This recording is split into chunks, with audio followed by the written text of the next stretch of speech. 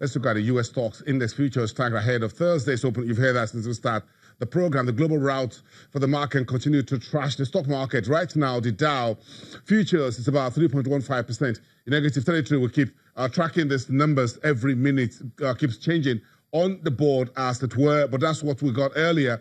Now we're seeing about, okay, just refresh that. The DJI futures about 0.52% negative, S&P futures 0.37% negative, and the NASDAQ futures 0.49% negative, and shows that those numbers are still in the negative territory, but tapering a little bit as we see the day getting on. One good news is the consumer price data, that's the inflation data for the United States. So let's take a look with the Asian markets, and of course it was all bearish grip today. Asian markets down sharply.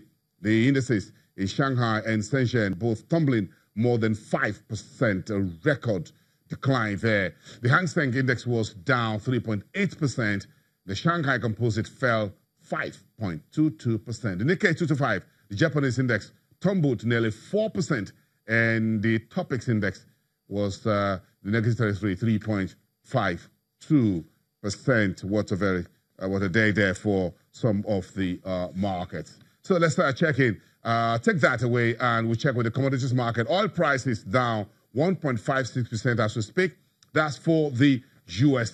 crude oil. But we're talking about the soft commodities. Sugar, the price has already been on a steady decline. The price is expected to drop another 12.5% by the year 2019. That's according to some data we're getting from financial derivatives tracking the global market. So one of the research analysts is joining us via Skype from downtown Lagos. Adedayo Oguniro is having this very sweet conversation for us. For those who are investing by sugar, yes, this is not a good story when you see prices declining if you're investing. But for those who are using it, sugar is still sweet. So what's happening to the price? Why is the price of sugar a little bit bitter while sugar itself is sweet?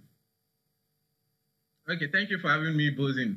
So the global price of sugar has declined by about 38% since 2016.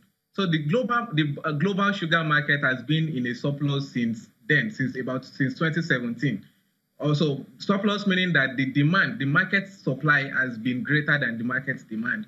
So on one hand, we've actually seen production increase in countries like Thailand, India, the European Union, while on the other hand, demand has been subdued due to global health consciousness of the risk associated with sugar consumption. So the supply glut in the market partly explain why prices are falling. Whenever there's a glut in the market, prices are bound to fall until a point where they start to thin out and they start to recover. It's, let's take it back home here. So why is the disparity between Nigeria and the rest of the world? Sugar price is a little bit high on the side here in Nigeria, about 20,000, 14,000 per 50 kg bag, whereas global prices are falling. Where is this disconnect coming from? Is there something different here in our local sugar market? I think that's we don't want to lose that connection with you. We're just discussing a very sweet story about sugar, really. Oh, sugar. Okay, let's talk about destination stock market. North Africa, this market is looking to attract more investment through state IPOs with a market capitalization of just $10 billion. The Tunisian Stock Exchange is one of the smallest in the North African region, but one of the region's strongest performer in the first 9 months of 2018. The head of the Tunis Stock Exchange hopes that privatizations could double this share within 5 years. With its 81 listed small and medium-sized companies, the exchange accounts for only 10% of investment in the domestic Tunisian economy. So it's time to buy home or make it more easy for Kenyans to buy homes. So we have a local developer, Rama Homes Limited, introducing an Islamic-based home buying plan. The Islamic financing model allows the developer and the home buyer to partner together in getting the unit done, after which the customer pays back instrumentally over a 6-year period. This was a concept used in Dubai to create residential communities within major cities, and is the first time to be replicated in Kenya. So Angola has secured a $2 billion financing from the China Development Bank for infrastructure projects. This funding was part of the outcome of President Lourenço's first visit to Beijing. China is increasingly flexing its financial muscle in Africa, funding massive infrastructure projects across the country.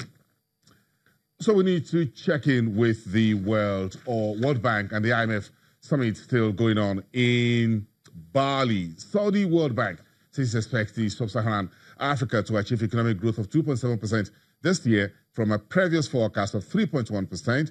So they released a new report called Africa Pulse. The global lender is blaming the cut in economic growth and slower than expected continent's bigger economies, Nigeria, Angola, and South Africa, for the problem. The World Bank has cut its economic growth forecast for sub-Saharan Africa this year to 2.7% from an earlier forecast of 3.1%, mainly because of slower than expected growth in the continent's bigger economies. The region, which had posted a fairly fast average growth rate in the years leading up to 2015, suffered a loss of momentum in economic output after commodity prices crashed in 2015 to 2016. There are increasing risks in the international environment. For example, trade war between our main trading partners that may imply a lower demand for our products, especially in China. There are increasing tensions in the international sphere, increasing protectionism and isolationism that threaten global trade and may have an impact on Africa. The World Bank said lower oil production in Angola and Nigeria offset higher oil prices, and in South Africa, weak household consumption growth was compounded by a contraction in agriculture. The rest of the countries in the region have been growing steadily this year, including those that depend on commodities such as Côte d'Ivoire, Kenya, and Rwanda. Africa will grow at a rate of 2.7% in 2018, and that's just slightly higher than the 2.3% we had in 2017. This is certainly better than 2016, where Africa grew only at 1.5%, but this is just slightly above population growth. So we need to sustain reforms. We need to boost growth in our three largest economies, Nigeria, South Africa, and Angola, where the recovery has been extremely sluggish, therefore pulling down the average growth for Africa, where most of the countries are actually still growing at a hefty rate. The World Bank is also warning that high public debt in some countries in the region, combined with weakening currencies and rising interest rates, could endanger their ability to serve those debts. All right, we'll come back to you after the break. You're watching Business Incorporated.